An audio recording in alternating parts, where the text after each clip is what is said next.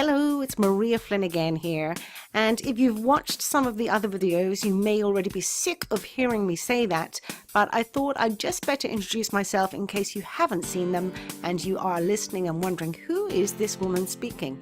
I don't want to assume that you have managed to watch every other video in this prospectus. So in this video, I'm going to show you an example of a project that was completed by one of our students at the end of the HNC in interior design, which is also the end of stage 1 of the HND program. Before we look at the work, we're just going to have a very short introduction.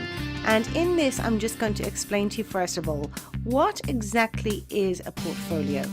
So forgive me if you already know, but there are a lot of people that don't know.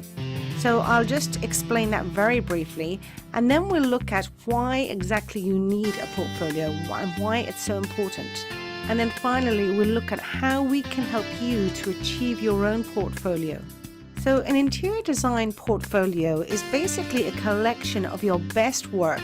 It demonstrates your ability and how you can get the job done. And you'll see what I mean by this as we continue to go through the rest of this particular project. So let's start by saying, why do you need a portfolio? Well, it's actually standard practice in the interior design industry, and this is a way for you to demonstrate your ability as an interior designer. It's also your key to getting into the interior design industry. Academic qualifications are essential, but they're only the starting point. I always say that your qualification will get you the interview, but it is the quality of your portfolio that will determine whether or not you get the job, because this is how potential clients and employers judge your ability, pure and simple. And just as those potential clients and employers will judge you based on the quality of your portfolio, you should also be judging any course that you're looking at based on the quality of work that students consistently achieve. If you're really serious about working in the interior design industry, then you need a great portfolio. And if a course cannot help you to achieve that, then you're going to find it very difficult, if not impossible, to get work in the interior design industry, period. And I'll just repeat what I said a moment ago, that your academic qualification will usually get you the interview, but it is the quality of your portfolio that will get you the work. That's how you will be judged. And so you should also use this as your benchmark for judging whether a course will deliver what you really need.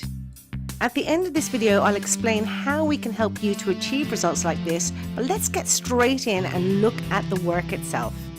So first of all, this is from a student named Ria who's based in Canada, and she's completed the interior design of a 2-story home, which in this case is a 4-bedroomed house. When we give you any assignment or project on our courses, we provide you with all the plans and information about the client, which you then use to develop an appropriate interior design. So on the first page here, Ria has outlined the parameters of the design project as she sees them. Let's see how she's tackled this project. So here we can see the floor plan layout for the ground floor. And just for the record, all of the drawings in this portfolio have been completed by hand. There is an option to use CAD at this point in the course, and CAD stands for Computer Aided Design, but many students still prefer to complete their drawings by hand. So the technical quality of Ria's drawings is excellent.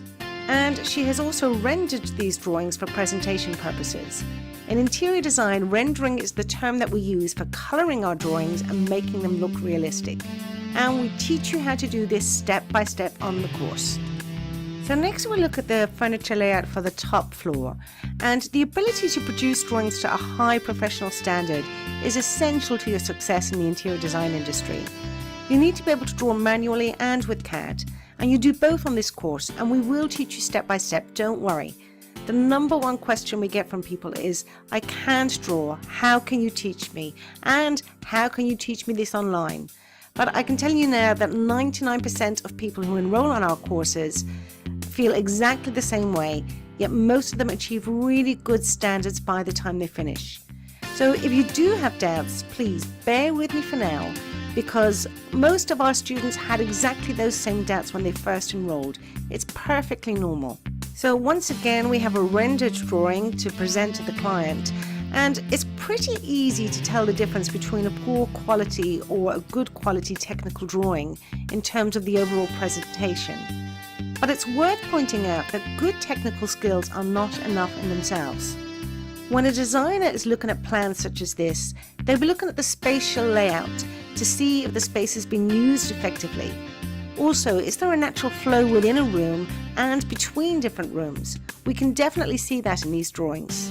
In the first lesson on the course, we teach you how to create mood and concept boards. These are very important tools to visually communicate your ideas to clients at the beginning of a project. Because in reality, you're not going to spend time planning all of the details of a room or an interior unless you know that A, you have the job, and B, you're on the same wavelength as your client. So we can see from this concept board that Ria has designed a modern contemporary style, and I'm sure you'll agree this will give you a very clear picture of the intended design. Then, once you have approval for the project, at that point you work out all the details of your interior design, and we call this scoping the project. So staying with the sitting room, next we can see the design which is communicated in specification drawings and also elevations. Now, plans give us a flat bird's eye view of a room, and elevations show us the vertical spaces, which is usually the walls. These drawings serve a dual purpose. Once again, they show the client how the end result will look before they've even begun. And because they're so clear, it would be easy for someone to carry out and execute the design, even if the designer is not on site 100% of the time to oversee every detail. This is one of the reasons why drawings are so important in interior design. Here we have the concept board for the kitchen, which is in keeping with the overall contemporary style of this project. And on the next page we can see more detailed instructions. First of all, we have these elevations, and these are also accompanied by a written specification. Now, the specification for this kitchen is actually quite a few pages long, so I've just taken a snapshot of part of it to include it here. But it's very clear and very comprehensive, and it means that all of these units could be ordered and installed in the correct positions. Next, we'll take a look at the concept board for the dining room, and here are some of the drawings and images as well from the specification. Now, just in the interest of clarity, specifications are the interior design term for our instructions to contractors so that they can install everything correctly. And this would usually be a combination of drawings and written instructions. On this page, we can see the details for the hall, stairs and landing. And what's really evident in this is that Ria has very carefully planned the best use of all the available space. This demonstrates a thoughtful design, and her drawings and once again her written specifications provide very clear instructions for a carpenter to build and install these cupboards or built-in units. Moving forward, we have a concept board for the playroom here, and once again I've taken some images from the specification for this page. Now, in this detail of the playroom, notice how even the rug has been very carefully rendered so that it fully represents the example shown here on the concept board. Can you see how everything in this project relates to each other? And what this project is really doing is telling us a story. It's illustrating this designer's ideas and clearly demonstrating how everything fits together. If I gave you this, you would probably have no problem carrying out this design yourself if you wanted to, because you have a very clear visual reference and then you have detailed written instructions as well. You can have the most creative interior design ideas in the world, but it takes a team of people to implement a project. You're going to need decorators, flooring contractors, curtain makers and more. So you need a way to visually communicate your ideas to clients in a way that's attractive and also in a very clear technical way to instruct the various people who will work together to bring your interior design into being. Design ideas are no good if they stay inside your head, and this is the way that you will be expected to express your interior design ideas in the industry. Let's virtually move upstairs and take a look at some of the upper rooms. First of all, we have a very modern, contemporary master bedroom. And what you can also see in this project is that this modern contemporary style has been implemented throughout the home. And while the style is consistent and congruent, each room is quite different and has its own unique identity. Once again, Ria has created more elevations to clearly show the details of the main features, and notice how the drawings and the mood boards together really give a clear picture of this design. Ria has also included details of the dressing area in the master bedroom, and notice how every detail is covered. In the concept board, we can clearly see these green cases being placed on top of the wardrobe, and even they have been shown on the plan here. And another example, if we look at the green bust here on top of the cabinet, it's been drawn here. So all of these things together are really painting a picture of this design. And what this is also demonstrating to me is that this is the work of somebody who really pays attention to the details. And that's what everybody wants in an interior designer. So the master bedroom has an ensuite bathroom. Again, we can see the details of that here. And there is also a balcony area adjoining here, which Ria has also designed. I'm getting to the end of this project now, and I've actually left out some things because I'm sure you don't want to be here forever. But if you didn't know what a portfolio was before, I hope this is giving you a better idea of what it is and why it's so important to your success as an interior designer. So this is the last room we're going to look at, and it's a children's bedroom. Now, it's quite a small room, but Ria has made great use of the available space, and she's created a design that will adapt as the child grows. And all of this is evident from her concept boards, drawings, and the written work that would accompany this and explain the details of her design process. Let's just take one more look at the ground floor layout plan, because now that you've seen the mood and concept boards, I'm hoping that you can relate all of those to this drawing and understand it a little bit more. Can you start to see how everything works together to really illustrate this design? I'm hoping that you're able to answer yes, and that you also have a better understanding of what a portfolio is if you didn't know beforehand. The last few slides are part of a specification showing which flooring materials should be installed in which areas. And because it's visual, you can easily see the direction that the wooden flooring should be laid in, etc. And we also have a specification for a decorator. I know you can't read all of the details, but as an overview, can you see by looking at this how clear and easy it would be for a contractor to understand exactly where they need to install certain finishes? This is absolutely vital when you're designing for clients, because any mistakes will reflect very poorly on you. So the reason that drawings are so important in interior design is because this is how you communicate your instructions to your clients, your colleagues, and all the people who will implement your design ideas. But drawings are rarely enough in themselves. You also need written specifications, and that's what you can see here. So if you've ever asked someone to do a job for you and it didn't turn out exactly the way you wanted, then you'll already understand why these things are so important. And don't worry, we'll show you step by step how to do this in the course, and we'll even give you a series of templates that you can use on the course and afterwards when you're practicing in the interior design industry. I hope this is inspiring you to think about what you could achieve.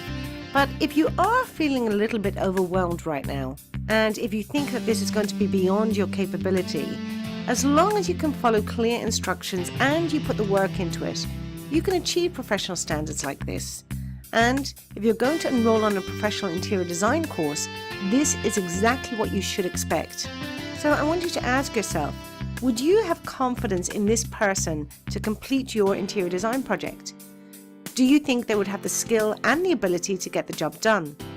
And if you don't like the style, please put that to one side for the moment, because a good interior designer can do any style. In fact, you should be able to interpret and develop your client's style. That's how a good interior designer works. So whether or not the style is to your personal taste, in terms of the information that you can see here, do you think this person could carry out an interior design project to professional standards? And do you also see why a good portfolio is the key to you getting work in the interior design industry? So by the time you complete the HNC in interior design course, you will have 2 interior design projects that you can use to create your own portfolio. I've just shown you an example of one of those projects. You'll also be able to use a lot of the work that you complete for your assignments, and this is what will enable you to go further and faster in the interior design industry. Also, once you're about 3/4 of the way through this course, there's a lesson on planning your career and how you'll transition into the interior design industry. We're really serious about helping you to learn and earn from the course. We also show you how to use your work and your projects to create your own portfolio. You don't want to include every single item because that just causes overwhelm.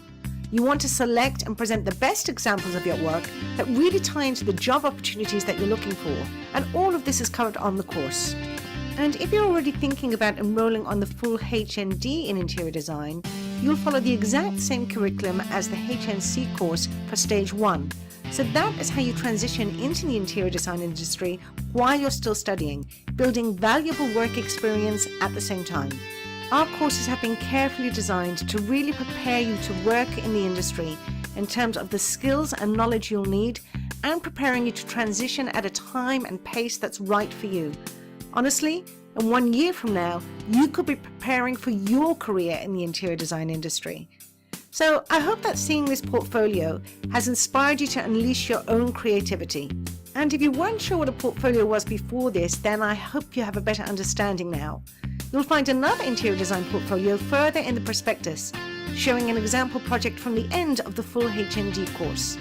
Please do keep in mind that your potential clients and employers will judge you on the quality of your portfolio, and ultimately this is how you'll get work.